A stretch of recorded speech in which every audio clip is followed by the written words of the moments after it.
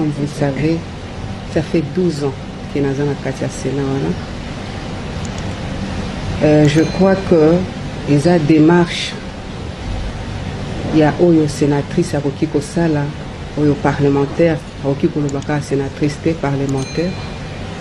J'ai adressé une lettre à notre bureau du Sénat pour l'éclaircissement. Il y a réhabilitation à notre hémicycle. C'est dans nos prérogatives en tant que sénatrice. Lettre Wana, je crois que c'est ça. Aujourd'hui, on ne sait pas maîtriser les réseaux sociaux. J'ai envoyé mon assistant pour aller déposer la lettre parce que, vous le savez très bien, c'était le 15 à la rentrée parlementaire. Nous tous, qui ne peut pas être content de voir comment est-ce qu'on a réfectionné notre hémicycle. Alors, dans le discours, il y a un thème. À l'objet et mon coqueur, il a dit que la réflexion de notre hémicycle est respectable qui va donc l'esprit de les procédures et la passation à marché. Mais ce qui m'a mis quand même, j'ai eu cette réflexe la politique, c'est quand le président a dit que à Pessiba instruction la première ministre pour dire que les respectable qui procédure normale, la passation des marchés, et que le premier ministre a fouta sur rubrique investissement du Sénat et que lui-même y veillera. Si la procédure a été respectée, moi je suis quand même de la commission ECOFIN, parce qu'il devait quand même procéder, c'est nous de l'ECOFIN, mais peut-être Nazala quitté que je m'approche quand même auprès du bureau pour Toyeba, Makamulenge et Zalaka. Donc, ils ont un exercice parlementaire. C'est ainsi que, commis en tant que parlementaire, je ne fais qu'exercer mes droits. Natindelier, je crois que la lettre est là. On a déposé ça quel jour? Lundi, le mardi. Et quand on a déposé la lettre le mardi, j'étais chez moi. Le mercredi, directement, je commençais à recevoir aussi la lettre dans mon téléphone sur les réseaux sociaux. Alors là, je me suis quand même indignée. J'ai appelé directement notre rapporteur, M. Kaumba, pour m'indigner, pour dire que non, ça ne peut pas quand même se passer comme ça parce que je suis en train de voir ma lettre dans des réseaux sociaux. Et pourtant, c'était censé que la lettre se retrouve au bureau, jusqu'à ce que le président a fixé jour et à réponse, parce que dans notre règlement intérieur, article 195, le président avait 7 jours pour me répondre. Alors, 7 jours et aussi là, mardi. Mais les rapporteurs de notre chambre, non, madame, écoute, nous aussi, d'ailleurs, je viens de recevoir ça, on ne comprend pas. Laisse-moi te rappeler, on va voir ce qu'on va faire, on va mener des enquêtes. J'ai dit, ok, ça va. Parce que je me rappelle, les lendemains, la veille, le lundi, on était en plénière. Et le président, c'est vrai, s'est plaint parce qu'il y avait notre ami Bakomito aussi a adressé une lettre au Premier ministre, mais malheureusement, la lettre s'est retrouvée dans le média et dans les réseaux sociaux. On en a discuté au bureau, mais le lendemain, j'ai retrouvé aussi ma lettre dans des réseaux sociaux. Alors, j'ai dit, ok, ça va, il n'y a pas de problème. Quand le rapporteur m'a répondu comme ça, on a dit, ok, il n'y a pas de problème, la zosé là. Et hier, on avait conférence de président, donc je peux dire plénière, en mode de confinement. Alors, Toké Kuna, pour adopter calendrier Nabiso, pour inscrire ma matière. Nous sommes allés là-bas. Bon, pour moi, j'attendais que les délais, et comme Atina Soukapo, Tokomi Kuna, parce que j'ai déposé vraiment, Naïeba qui est l'autre côté, vraiment, non, rien du tout. On est arrivé au Sénat. après, premier point, on a débattu, on a inscrit les matières, on a discuté tout ça pour à clore débat. Directement, moi, je m'apprêtais déjà. Tellement le monsieur qui dit, allez, appelez les journalistes, Bino Bolinga, la sensation. Alors, moi, je veux aujourd'hui en finir avec cette dame. Cette dame, madame est belle pour moi. C'est normal. Directement, quand Madame Goya. Heureusement que tu es en face de moi. Face de moi. Alors, réseaux sociaux, ça ne sert à rien couteau. Na répété en gros parce que l'éducation va permettre une réalité. Alors, vraiment, namoni kutu tina tunga kito komanate. Vraiment, c'est ce que moi vraiment nayebi, à moins que peut-être il y a un makambu. Je ne fais que mon travail. Na adressa qui est lettre. Problème nayebi comment est-ce que ça se passe. Moi je n'ai pas besoin ya plénière chaud parce que ça fait quand même 12 ans. Sensation na kokende nango et puis on a tia na réseaux sociaux ou bien j'interpelle parce qu'ils ont un exercice parlementaire. Pour moi je pense que c'est normal. C'est parce qu'il y a mokonda sala qui marchait. Voilà c'était mais donc il fallait yende aya à éclairer lanterne na biso. Il fallait y aya ayebisi biso alobi voilà parce que ngape na yebité. Ye ayebi yango. Ayebi comment est-ce que parce que moi je suis parlementaire loko na sala qui démarche wana na kotisi la lettre pour demander des éclaircissements. Procédure demande que y ceux qui a recevoir lettre wana. Aye na plénière parce que na yebisa ki ma mikanda ceux qui bomoni très bien na mikanda les ana biloko oyo na senga ki na procédure oyo na yebité yende ayebi il fallait aya na ba papier ce que ça s'est passé parce que quand même c'est l'argent du contribuable. Aya expliqué biso et puis voilà quoi on a déclaré nangai si le débat est clos ou bien ceux qui n'ont pas satisfait c'est ça vraiment ils a qui démarche nangai eza que nani Alexia salanga parce que ye moko kutu azala ki candidat bande ko kende ko senga na FCC si ça dépendait que de Alexis nalinga ki na kende na senga et ceux qui oyoki alobaki yango très bien Alexis na kende ko senga a soutenir ndenge nazaki besoin ya voix na ye na koyebisa ye teke ye asalanga passe parce que ye là Alexis là attendez aussi ba désigner ye abande ko senga pe ba pesa ye poste wana kanda je dirais que non eza kanda te eza jeu démocratique koyeba que na mandat oyo eleka na 12 ans oyo na sali na parlement j'étais avec les grands de ces hommes, les grands de ce monde, les gens qui ont vraiment fait le nom de notre politique. Nous allons à 4 premiers anciens ministres. Première ministre. Nous avons 3 PGR de la République. Ba ministre Koutou Kolobate. Tango j'avais vraiment na Ebandeliwana na koti na Sénat, na Brigaka Manda, tango AMP Izamakasi. Na Isoyongwa Koufa. Donc pour moi, les AG démocratiques nangai dans un tellement indépendante, dans libre, dans mon esprit à moi, na kendeki nanga et puis toyaka kutuna Moïse Nyarugabo. Ezalaka animosité mon côté, bino moko bolanda à l'époque de Kengo. Ces gens-là étaient là, ceux qui na kendeki à lobby na koti ça. Eza démarche nango vraiment parlementaire.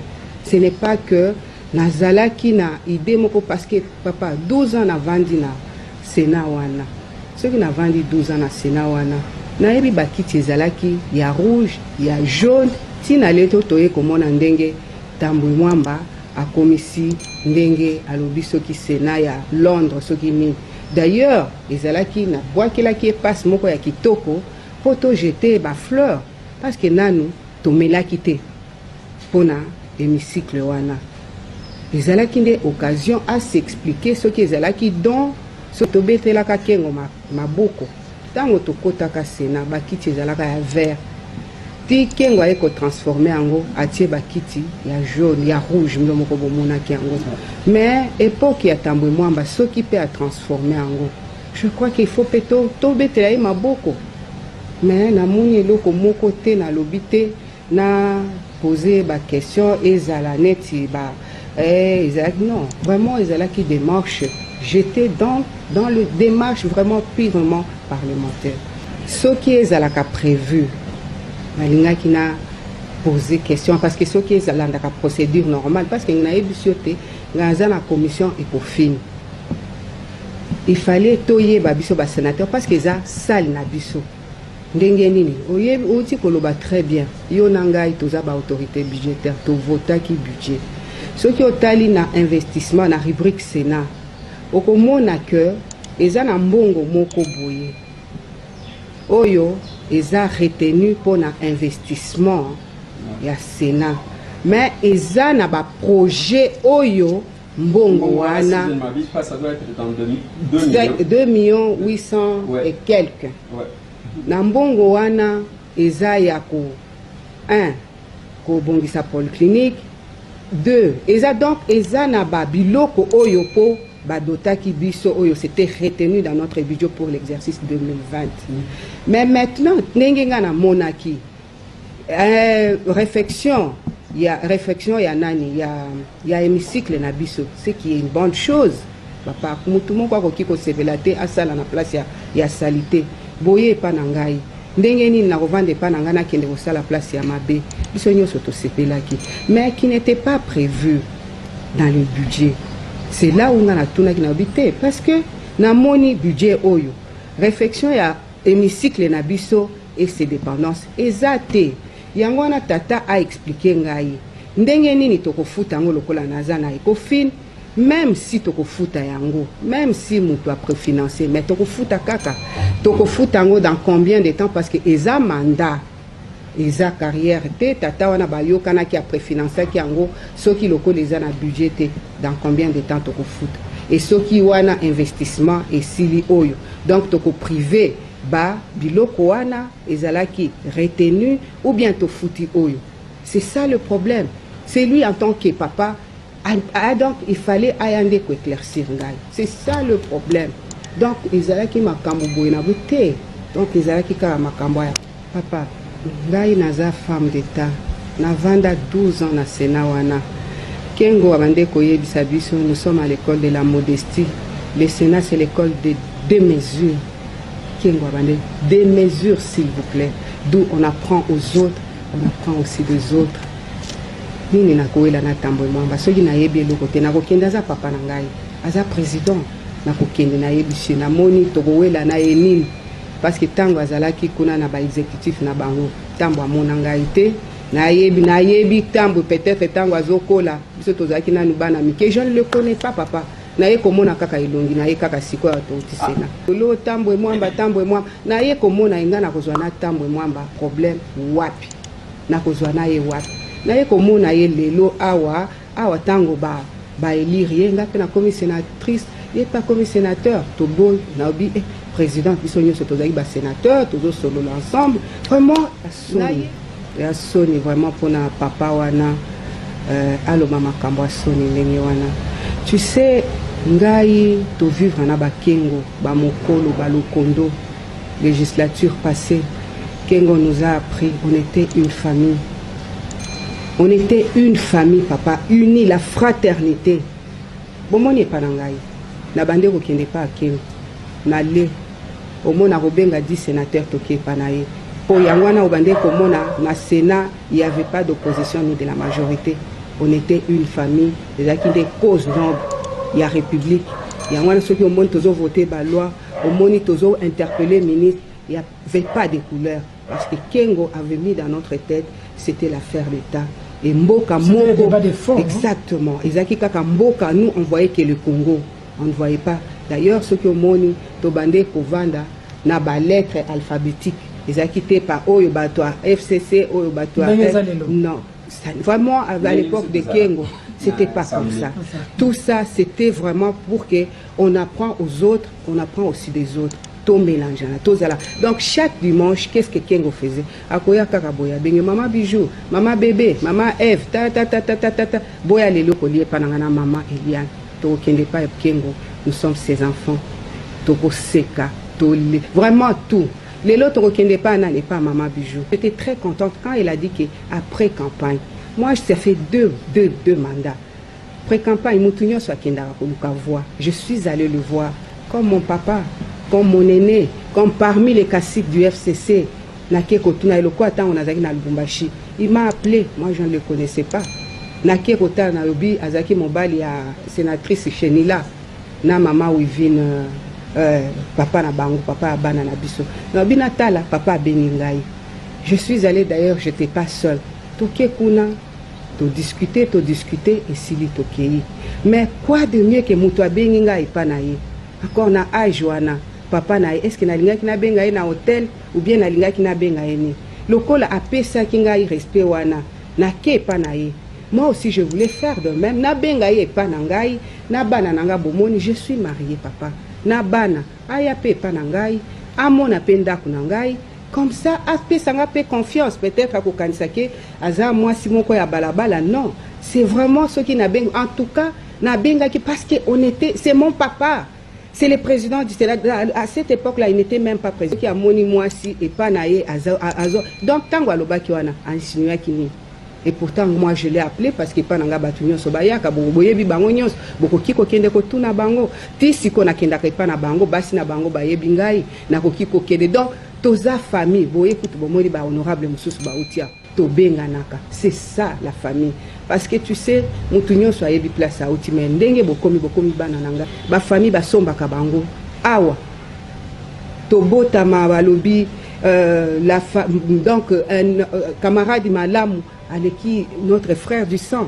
C'est ça, donc ma famille, Eza Awana, qui n'est pas Nabiso na Lubumbashi, na Katanga, mais je, ma famille ici, ma famille de cœur, les loso qui n'a la libino bokoya, ba oyo bakoya, c'est ça la famille. Donc, na esprit wana, na ndenge to bande ko vivre ndé bon na invité ki papa. Papa, tu peux venir chez moi parce que toi tu m'as invité chez toi. Je suis venue à Lobi à cette époque-là, je suis allée découvrir sa résidence. Est-ce que ah bo moninga ibo vandi boye pananga? Est-ce que résidence nanga vraiment eza mutu abalabala na kende ko de yango na benga ki papa ya kotala pe oyeba bombali nanga oyeba pe bana nangai peut-être oh vraiment toko parce que on va faire 5 ans ensemble en tant que femme.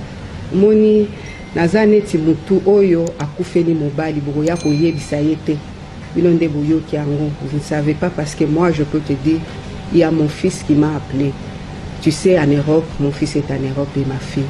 Ils m'ont appelé. D'ailleurs j'étais au Sénat. Tango bana nanga batali ba bengingai. Oui. Donc je me suis nakoki ko yebisa binote.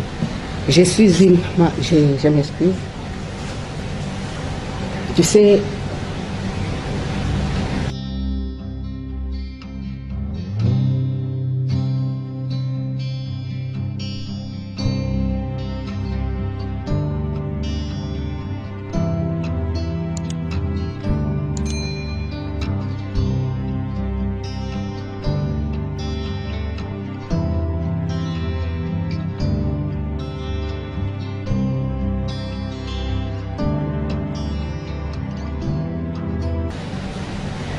ce que je compte faire, d'abord, je suis parlementaire et je lui ai adressé une lettre, il doit d'abord répondre. Parce qu'il faut comme sa procédure, parce que nous sommes quand même les législateurs. Il faut accompagner la lettre à répondre pour tout clore débat si je ne suis pas satisfaite ou bien je suis satisfaite. Il faut à répondre. Les places posali. La délai aussi là jusqu'à ce qu'il va me répondre. Moi je veux. Parce que dans un devoir, il y a redevabilité. C'est l'argent des contribuables, papa. C'est de l'argent, c'est toujours l'état de droit. Il y a un état de droit. Si nous voulons contrôler les gouvernements, les entreprises, et que nous ne savons pas contrôler, il y a des casseroles qui traînent encore. Mais comment est-ce que nous allons prétendre contrôler l'entreprise? Non. Nous devons être des modèles, nous devons prêcher par l'exemplarité. Vraiment, moi je veux, parce que wana amemanga na ba débat ya kanivoté. Parce que à lobandenge à lobby wana lobby wana ça n'engage que lui. Je n'entre pas parce que mon éducation ne me permet pas. Mon éducation ne me permet. Je suis vraiment une mère, j'ai des enfants. Mon éducation vraiment ne me permet pas na kota na ba débat ya caniveau. Na koti sa Sénat na biso na caniveau. Wana kengo même ba sénateur o ya kala o to ba ko pardonner ngai te. Ba ko pardonner ngai jamais parce que notre Sénat était comme ça.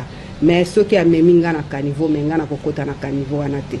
Na kokota akozwa ngai te et loko na sengi à répondre. C'est simple.